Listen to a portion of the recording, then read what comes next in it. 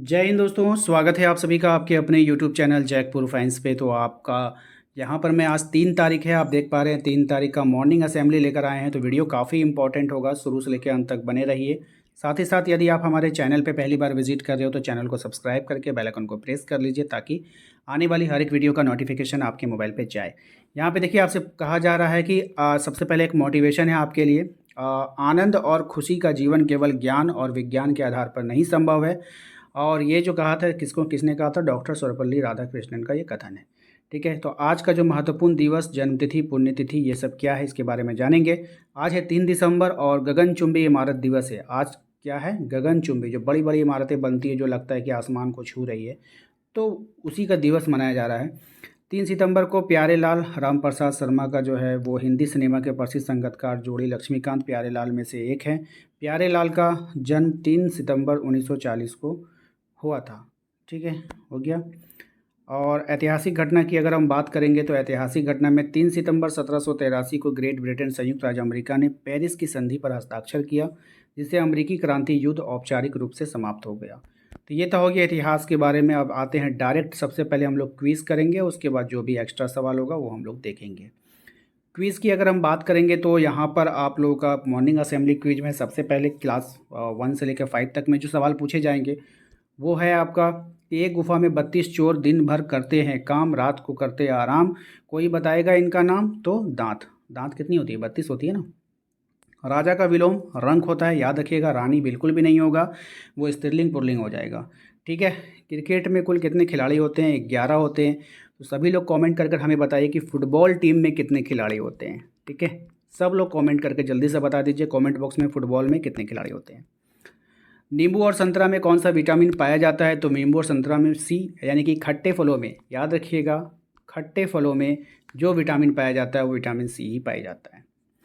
और विश्वविद्यालय को अंग्रेजी में क्या कहा जाता है? तो विश्वविद्यालय को अंग्रेजी में यूनिवर्सिटी कहते हैं। विश्वविद्यालय को अंग्रेजी में जो है आप लोग को यूनिवर्सिटी कहते हैं। तो आप हमें कमेंट बॉक्स में कमेंट कर कर बताइए विद्यालय को अंग्रेजी में क्या कहा जाता है। ठीक है, चलिए आते हैं। अब जो क्विज़ है हमारा वो क्लास 6 से क्लास 8 के लिए है।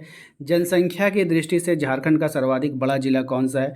तो झारखंड में अगर जनसंख्या की बात करें तो जनसंख्या का मतलब होता है लोगों की आबादी। ठीक है, सबसे ज़्यादा आबादी कहाँ है? तो वो रांची में है। ठीक है। सबसे प्राचीनतम वेद कौन सा है? तो ऋग्वेद है। भारतीय संविधान में कुल कितने भाग हैं? तो 22 भाग हैं। आयतन का मात्रक क्या होता है? घन मीटर होता है। और विश्व ओजोन दिवस प्रतिवर्ष कब मनाते हैं? तो 16 सितंबर को विश्व ओजोन दिवस के रूप में मनाया जाता है। ये भी सवाल काफ़ी अच्छा है, ध्यान रखिएगा। प्रकाश की चाल कितनी है?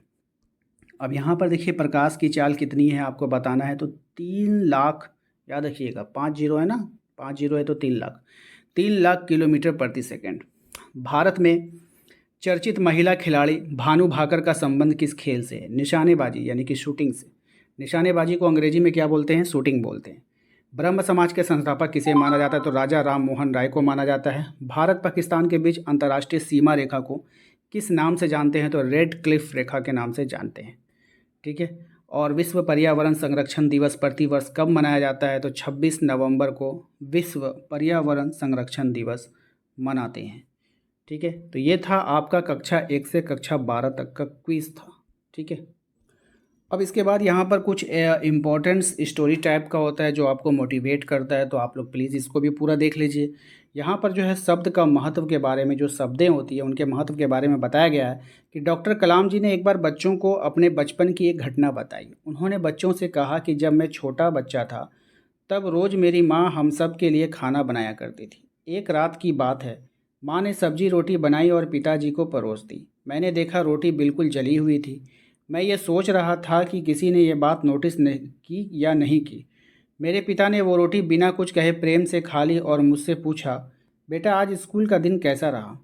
मुझे याद है मेरी माँ ने उस दिन जली रोटी बनाने के लिए पिताजी से माफ़ी मांगी थी, जिस पर पिताजी हंसते हुए कहा, चिंता मत करो, मुझे जली रोटियां भी पसंद है। बाद में जब मैंने पिताजी से पूछा, क्या आपको जली हुई रोटियां सच में पसंद है?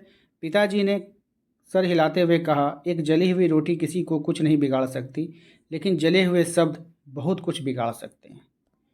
ठीक है, तो इससे हमें क्या सीख मिलती है? इस कहानी से हमें सीख मिलती है कि अपने शब्दों से हम किसी को ठेस नहीं पहुंचाना चाहिए, है ना। अगर आप जली हुई रोटी खा लोगे तो वो एक तरह से कुछ आपका बिगड़ने वाला नहीं है, बल्कि और आपका पेट भर ही जाएगा। लेकिन एक जला हुआ शब्द अगर आप किसी से कह दोगे तो उसको ठेस पहुंचेगा। तो वीडियो अच्छा लगा है तो वीडियो को लाइक करना है, चैनल पे पहली बार आए तो सब्सक्राइब कर लीजिएगा। मेरा मेन चैनल ज्वाइन करने के लिए सिर्फ आपको यूट्यूब पे सर्च करना है जैकपुर, ठीक है। ये हमारा सेकंड चैनल है। यहाँ पर आपको आपकी कक्षा की पढ़ाई बिल्कुल मुफ्त कराई जा रही है, तो प्लीज़ एक बार विजिट ज़रूर कीजिएगा।